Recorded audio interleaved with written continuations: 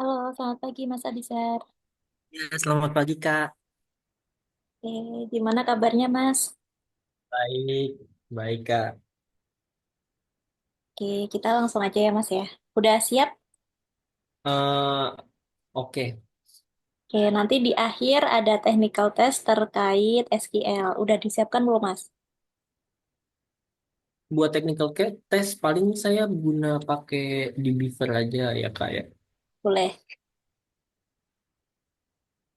Hmm.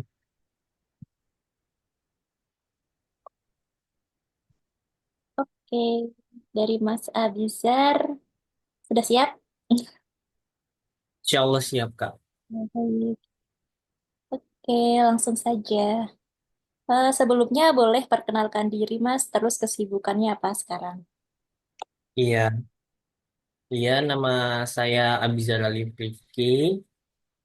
Sekarang saya tinggal di Tangerang Selatan, di Pamulang. Saya juga udah lulus dari kuliah 2 tahun lalu, yaitu 2023 di BINUS, di Bina Nusantara University. Nah, untuk aktivitas saya sekarang, saya sedang bekerja di konsultan konstruksi atau PT Arkonin Engineering sebagai IT support. Oke, di mana itu Mas kantornya? Oh iya, kantornya ada di Jakarta Selatan di Tanah Kusir. Sekarang berarti lagi di kantor. Enggak. Ini saya izin cuti buat di rumah.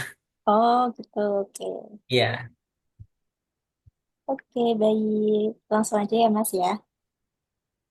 Coba jelaskan apa itu kegunaan dari Gmeter.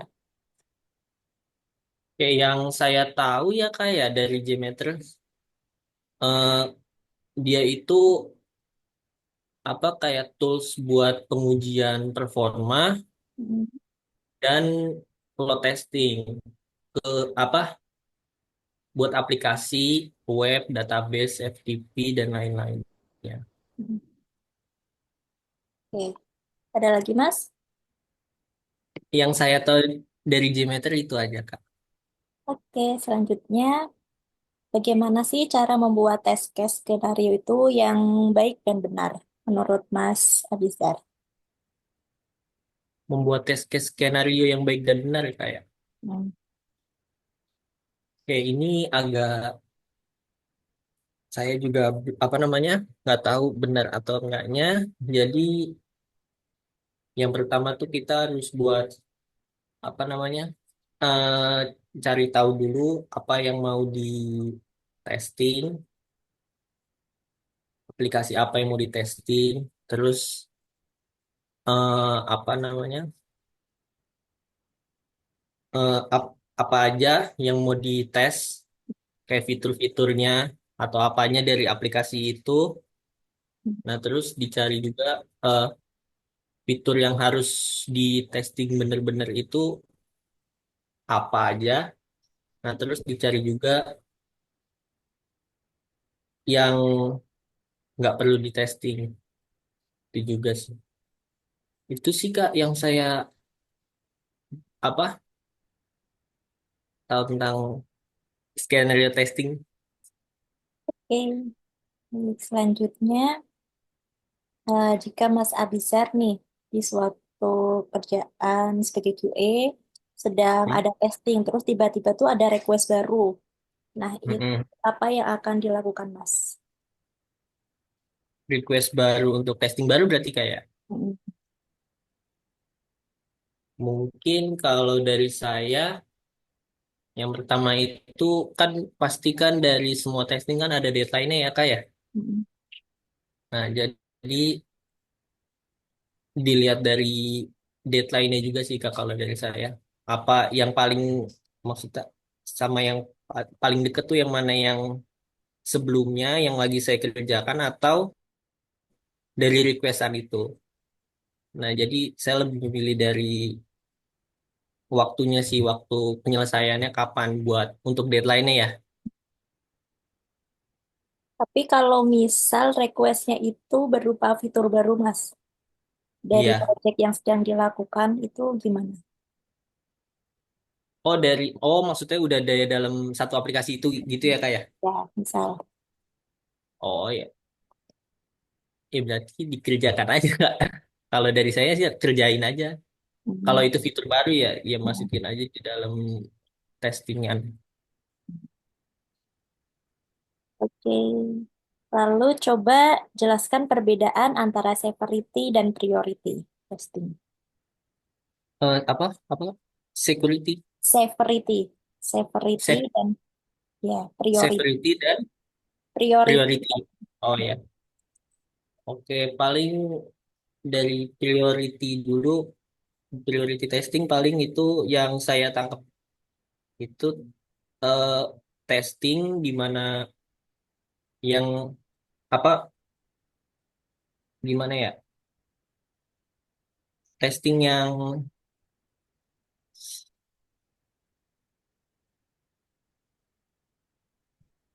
testing yang harus diprioritasin, yang harus diprioritasin. Jadi itu sebagai apa? Itu yang harus kelar duluan gitu. Itu yang harus dilihat di testingan itu. Itu yang saya tangkap dari prioritas ya. Kalau tadi yang satu lagi apa kan Priority, namanya? severity. Enggak, bukan. Severity. Paling kalau severity ini saya nggak tahu kayak benar atau enggaknya. Saya juga kurang paham tentang severity ini.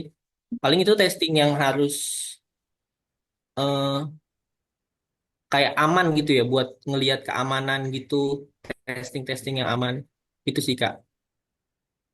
Oke, oke, baik. Selanjutnya, coba sebutkan dan jelaskan minimal 4 macam-macam dari testing.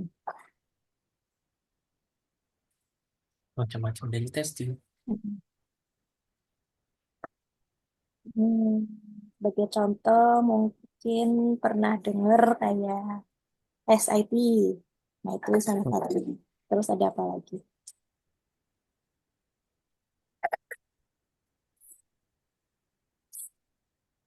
Ini saya kurang kurang tahu ya kayak Ya, atau saya lupa apa gimana. Apa kayak Cypress gitu termasuk ya Kak? Apa bukan ya? kalau saya press itu tools masuk ke Oh dalam. tools ya. Oh Ya, ini macam-macam testingnya ya. ya, misal kayak unit test itu macam-macam testing. Terus ada apa lagi?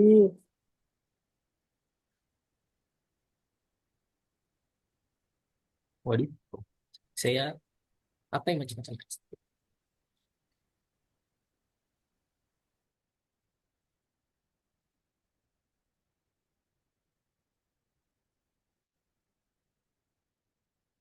Eh, maaf Kak, saya kurang saya kurang tahu apa sayanya yang lupa Kak. Saya nggak mau salah jawab. Tapi kalau SIT pernah dengar gak Mas? Saya nggak pernah dengar Kak. Sistem Integration Test. Ya udah, saya jelaskan Nah, sedikit paling ya, biar nanti kalau ada oh iya, kerjaan yang sesuai QA, oh ya pernah dengar gitu. Oke, oke yang Kak, pertama iya. kan ada unit test. Unit test ini Iya, biasanya pengetesan secara unit atau kode. Biasanya dilakukan oleh developer langsung. Jarang sih kalau QA ngetes di unit test. Tuh, terus oh yang iya, kedua iya. biasanya ada SIT ini kepanjangannya System Integration Testing. Ini biasanya dikerjakan sama QA langsung. Terus selanjutnya ada UAT. Ini kepanjangannya User Execution Testing. Biasanya dikerjakan oleh user kalau enggak QA. Terus selanjutnya biasanya ada smoke test. Terus Iya. lagi ada regression test. Ini pengetesan secara menyeluruh. Lalu biasanya ada sanity. Ini pengetesan sebelum implementasi biasanya. Oh, Oke. Oke, selanjutnya Mas. Hmm, coba pernah dengar ini nggak? Black box test atau white box test? pernah Kak. Ya, coba itu jelaskan. Eh, ini saya karena agak lupa-lupa ya tentang black box test sama white box test. Kalau misalkan saya lupa ini bakal kebalik apa gimana juga. Kalau black box test itu tuh dia tuh ngelihat apa? Ngelihat testingannya performa atau testingannya dari apa namanya dari fungsinya atau bukan dari apa namanya eh, dari penampilannya atau dari depannya. Kalau black box test, kalau white box itu kebalikannya. Jadi dia ngelihat dari penampilannya, fungsinya eh, nggak dilihat.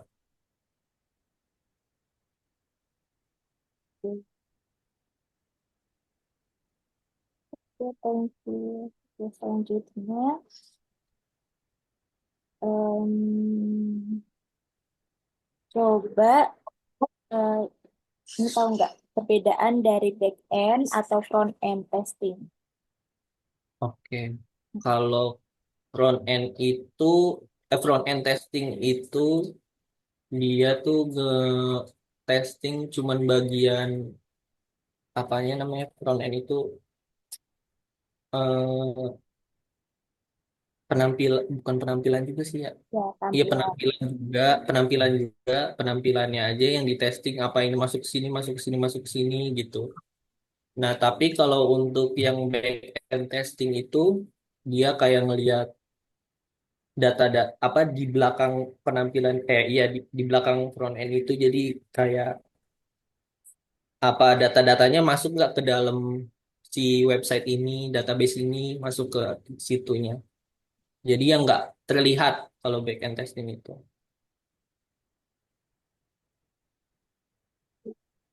Selanjutnya, bagaimana cara melakukan query di SQL? Melakukan query tinggal melakukan query gimana ini Kak? Tinggal select. Ya, misal harus siapkan apa dulu? Harus ada Oh, tabelnya atau gimana? yang yang pertama ya harus ada database-nya, Mhm. terus gunain apa database manajemen apa, Mhm. nah, terus buat tabelnya, nah terus isi datanya di dalam tabelnya.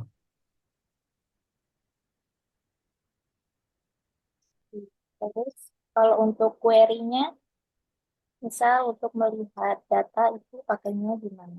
Oh, kalau misalnya untuk melihat data dia bisa menggunakan select. Jadi dia untuk melihat apa namanya data di dalam table itu. Kalau misalkan dia mau nambah nambah data di dalam table itu menggunakan insert. Terus kalau misalnya mau ngupdate datanya, dia pakai update. Kalau menghapus itu pakai delete.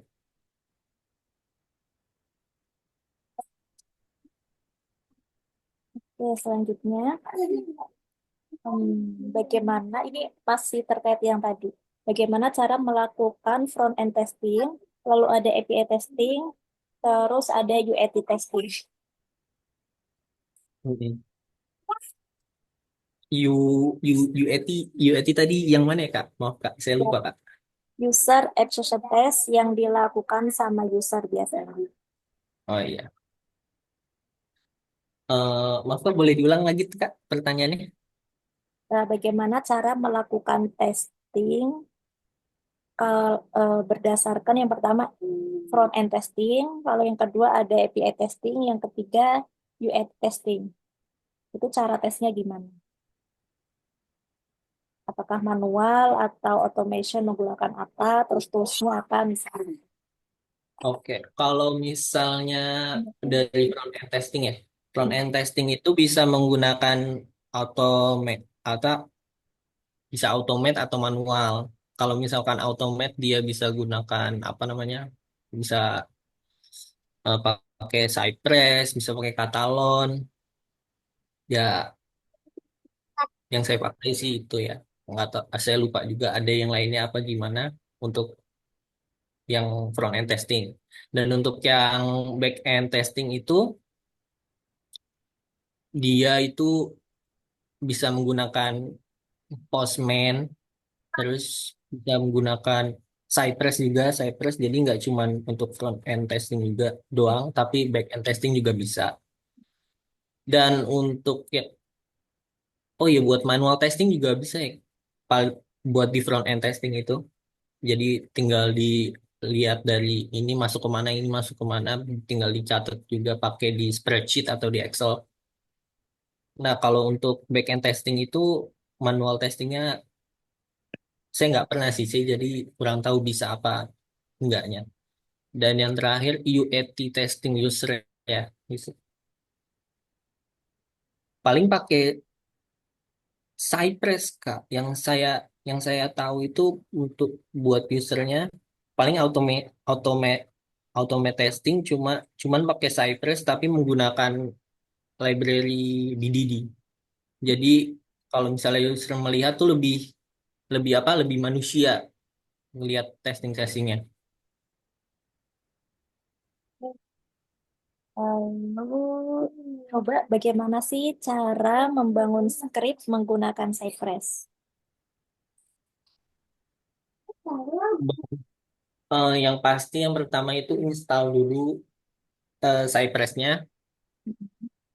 Cypress-nya, terus install apa aja yang dibutuhin kayak Prettier atau apa gitu kan. Nah terus pas udah sebelum ngebuat scriptnya itu kita harus buka dulu Cypress-nya, open Cypress dulu, di Hmm. open Cypress buat terus kita ambil ke end-to-end testing biar dia apa pokoknya nongol nongol di dalam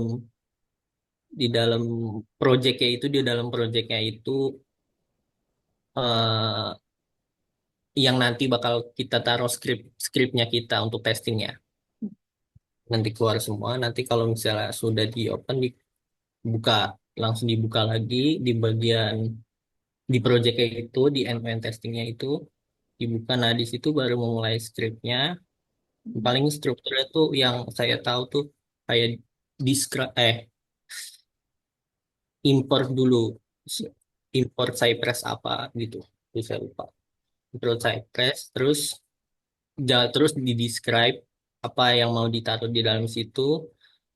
Nah, terus taruh before each buat apa naruh websitenya atau apanya yang bakal kita testing di mananya. Habis itu di bawahnya before each itu ada it. Di situ kita naruh testing-testing apa yang kita mau taruh.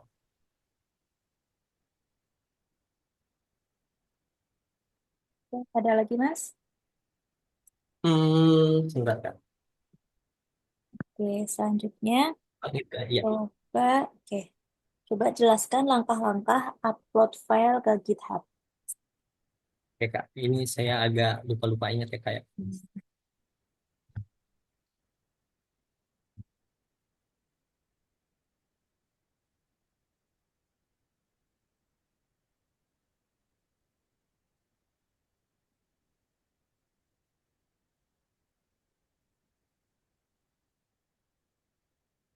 Ini yang saya tangkap aja, ya, Kak. Yang saya tahu, maksudnya yang saya tahu. eh jadi, link masuk dulu ke websitenya gitu. Masuk dulu ke websitenya gitu, buat repositorinya di GitHub. Nah, eh, terus kita terminal, terminal, buka terminal dan apa install Git, Git ini atau Git apa itu saya juga agak lupa juga. Nah, jadi di situ nanti di dalam terminal itu kita kita kita masuk ke dalam folder folder yang mau kita upload ke dalam repositori kita. Jadi caranya dengan git init terus kita apa aduh saya agak lupa ingat dia Terus, iya git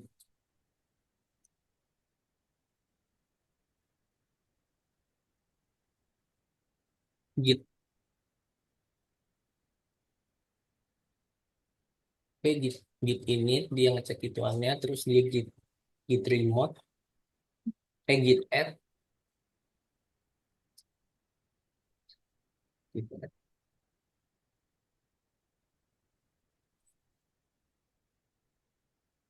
Ya gitu, git git init, git add, terus ada lagi git commit, terus apa tulisnya, eh, biar tahu ini apa maksudnya, folder apa yang bakal dimasukin ke dalam repository itu. Habis itu udah git apa yang terakhir itu, saya lupa kak, git apa pokoknya nanti yang bakal langsung ke dia, langsung upload ke gitnya. Ada juga caranya, dari selain buka terminal juga langsung ke website-nya, tinggal drag and drop aja ke dalam repositorinya, cuman dia ada batasannya, jadi lebih bagus lewat yang terminal. Oke, berarti Mas Ya kak?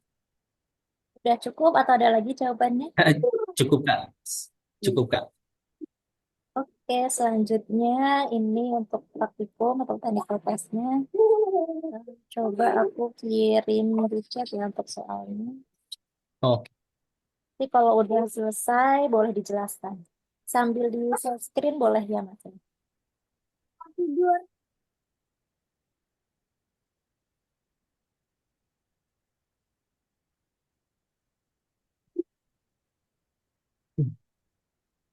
sebentar kak.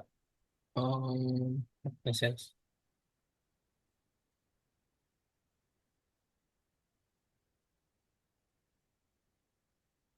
Eh, Oh ya, sebentar. oh iya, Oke, sudah.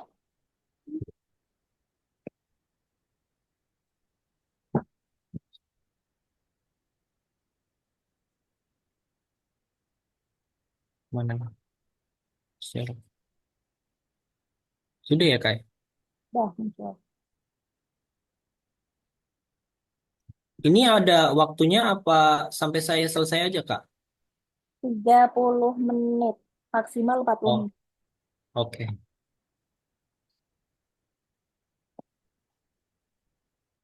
Mana tadi chatnya?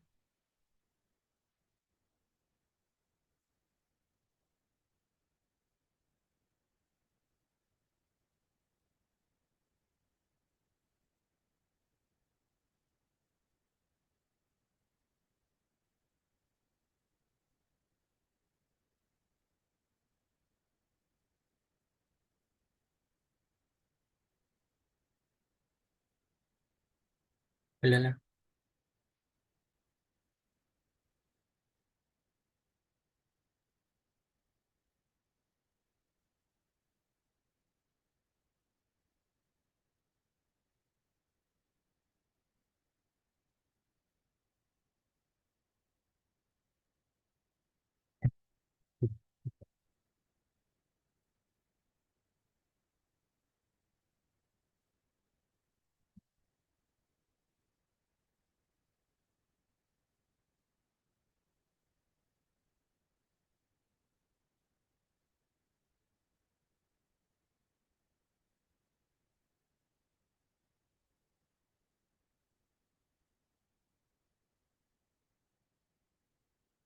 Malah ngins.